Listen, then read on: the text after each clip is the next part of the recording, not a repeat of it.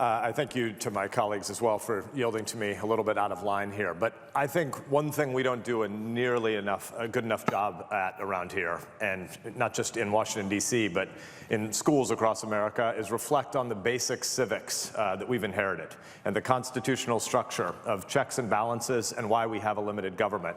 And I think Judge Gorsuch's nomination to the Supreme Court, and frankly, more narrowly, just the media cycles of today, give us a special opportunity to pause and to do a little bit of civics again. Judge Gorsuch is tough, smart, fair-minded, independent, and he's a guy who's taken an oath of office to a constitution of limits.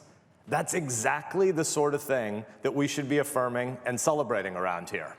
I think that everyone on both sides of the aisle in this body should be celebrating Judge Gorsuch and what he believes about a constitutional system that has limits. And defending your own branch. The founders envisioned a world where these three branches would be jealous of their own prerogatives. Defending your own branch is not to attack another branch. And so as I've read the media reports this morning of who said what to whom and who shouted at whom and who argued about what if we just paused and reflected again on what it means to believe in a constitution that has three separate but equal branches that are supposed to check and balance one another? So I happen to have on my desk, I went and looked after seeing some media reports this morning, I happen to have the breast pocket card I had in my suit 2 days ago when I met with the judge. And I asked him about the comments coming from the White House criticizing a so-called judge. And so I'd just like to share with this body some of the comments that the judge made to me when I asked him what he thought about the criticism of the so-called judge, because we don't have so-called judges, we don't have so-called presidents, and we don't have so-called senators. We have people from three branches that have taken an oath to a constitution. So here's some of what the judge told me when I asked him what he thought about those comments.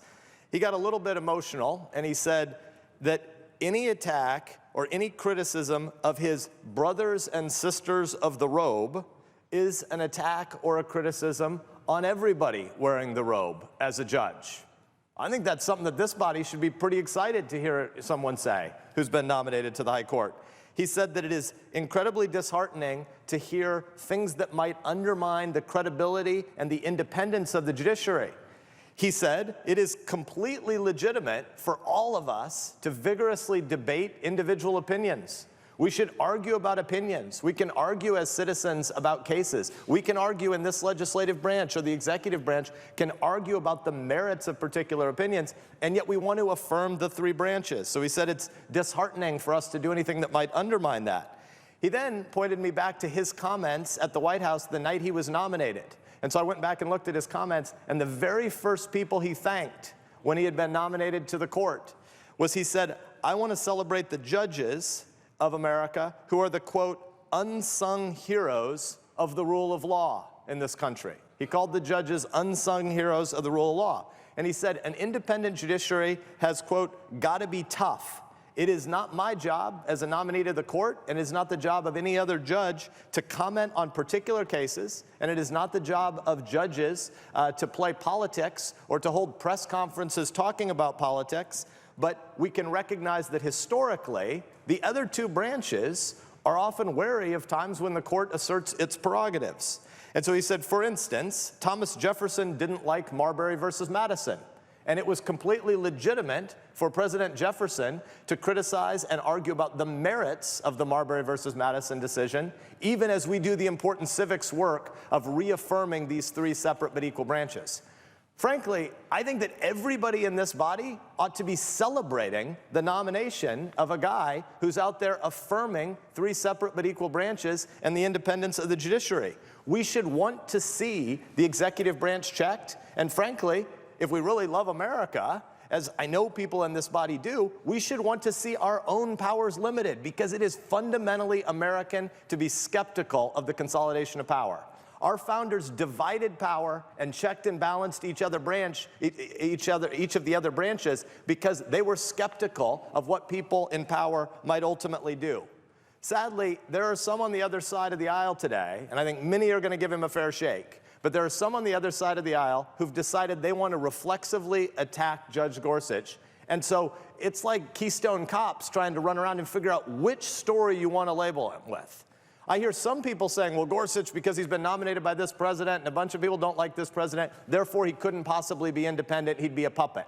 And there are other people saying in these private meetings, allegedly, Gorsuch has rented a plane and taken out a skywriting script, and he's out there saying, I hate Donald Trump, I hate Donald Trump. That's nonsense. Neither of those things are true. He is not a puppet, and he's not out there attacking the President of the United States. He's meeting with us, trying to explain his view of an independent judiciary. He's trying to affirm the same constitutional oath of office that all of us in this body have taken.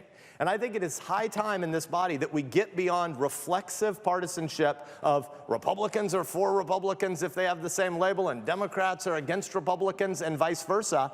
Our job, fundamentally in this body, is an oath that we've taken to 3 separate but equal branches. And I think what we're hearing in these private meetings with Judge Gorsuch, and what I'm sure he's going to say when he speaks for himself publicly before the Judiciary Committee, what we're hearing from him is a guy who believes in 3 separate but equal branches and is skeptical of the consolidation of power because he understands why America has limited government. That's the kind of person we should be celebrating having been nominated to the court. Thank you, Mr. President.